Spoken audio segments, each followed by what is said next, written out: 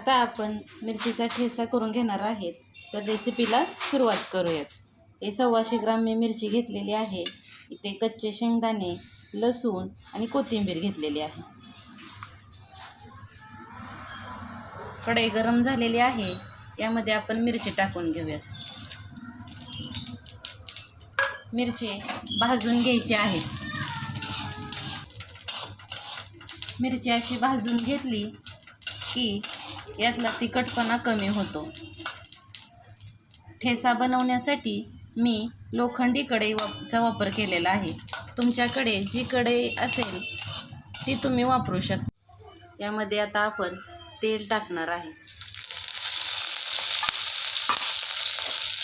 ते थोडे असे परतून घ्यायचे.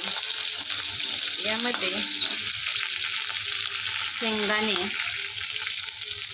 लसूण आणि आपण बारीक चिरून घेतलेली कोथिंबीर टाकायची. चवीनुसार मीठ ॲड करायचे आहे यामध्ये.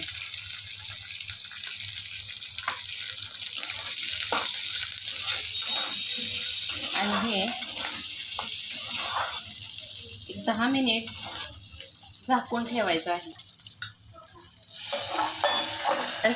बंद करायचं आहे.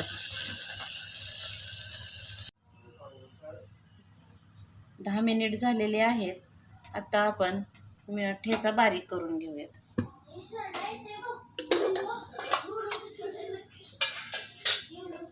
बारीक करण्यासाठी तुम्ही तांब्याचा किंवा ग्लासचा वापर करू शकता. आता इथे मी ग्लास घेतलेला आहे.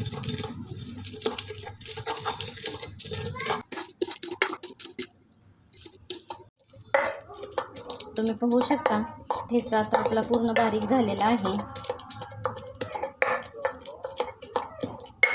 थोडा हा ठेचा जाडसर ठेवायचा आहे, एकदम बारीक करायचा नाही. यामधील शेंगदाणे वगैरे आपल्या दाताखाली आल्यास त्याची चव अजून छान लागते. आता आपण ठेचा एका प्लेटमध्ये काढून घेऊया.